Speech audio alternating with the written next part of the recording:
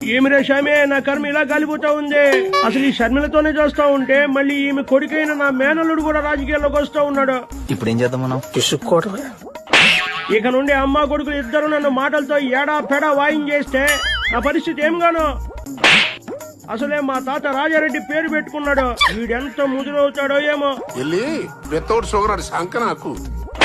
ఇదంతా నా స్వయం కృతాపరాధమే. మొన్న నాయన సమాధి దగ్గర మా అమ్మ విజయమ్మను దగ్గరకు తీసుకుని ఉంటే ఇప్పుడు ఈ అల్లుడుగాడు వచ్చి ఉండేవాడే కాదు. మా అమ్మే రెచ్చగొట్టి మనవడిని నా పైకి ఉసుకొల్పే పనిలో ఉన్నట్లున్నదే.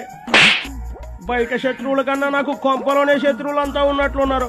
శత్రువులు ఎక్కడో ఉండరా, చెల్లెళ్ళు కూతుళ్ళు రూపంలో మారువేషాలు వేసుకుని మన కొంపలోనే తిరుగుతూ ఉంటారు.